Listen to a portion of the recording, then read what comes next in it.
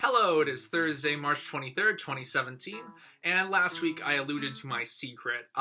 It is this thing that I was asked not to disclose on any kind of social media for at least a week, and it is the reason why I'm still excited about the next 4 years, even though I got rejected by my dream school, MIT, as well as Harvey Mudd, and then got waitlisted to the University of Chicago. As both of my sisters, as well as my parents already know, I was awarded the Carpenter Scholarship from Drake University, so that's full tuition over the next 4 years. So I'm looking at, instead of like $240,000 for college, more like $40,000 all said and done for room and board. It also means that I will know a couple people when I go to school. Some students there, as well as some faculty, including Professor Mark Bush, who I worked with in the lab last semester. And it also means I'll only be an hour away from home, from evening ping pong games and cards with my grandma. Further, it means I'll only be 2 hours away from my darling Shannon. Something that means an awful lot to me. At my interviews with both MIT and Harvard, they asked me what I was most anxious about with college. And I told them that it wasn't really anything about being there. I'm not afraid of the rigorous coursework, the new social environments for navigating new cities. Rather, I was concerned about what I was leaving behind. I know plenty of people who just want to get out of Iowa. Melissa. But that isn't me. I love my home state, and more importantly, I love the people here. I love seeing my family regularly and staying out till midnight with the people I grew up with.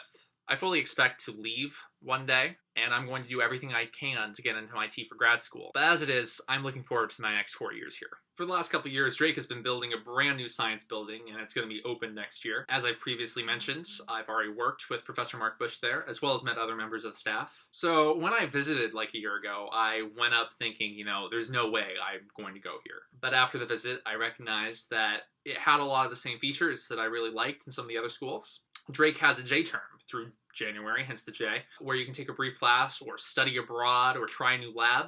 It also has fairly general course requirements so that you can tailor your schedule more. It'll also take my 40-some DMAT credits, so I'll already be partially through the general education requirements. And then I'll have plenty of space to take classes that make me feel prepared for graduate school.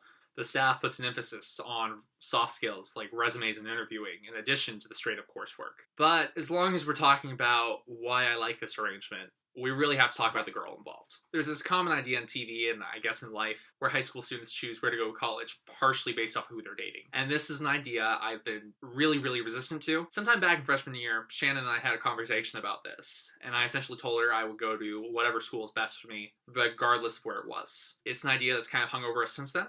As a freshman and as a sophomore, whenever I was concerned about it, it was easy enough to kind of push it out of my mind, I'll figure it out later. It's a problem for another day and all that. It's something I had to think about more when I was gone, whether it was for a week during the summer of my junior year, or when I was gone for an entire month in Chicago last summer. And I'll be honest, when she or I am gone, I miss Shannon a lot. FaceTime, texting, calls, and Facebook are all great, but it's not the same thing. And over the past few months, this has really been hanging over me, that I don't want to spend 9 months in a different state from her. So, on the one hand, I'm really thrilled about how it worked out, and relieved that I will still get to see most of the people that I love on a regular basis. And on the other hand, I also feel like it's somewhat of a cop-out. I feel like maybe I'm taking the easy way out and delaying the rest of my life. That said, once again, I'm very happy with how it worked out. I'm looking forward to the next 4 years, and I hope that all of your lives are as great as mine, because really, life is good.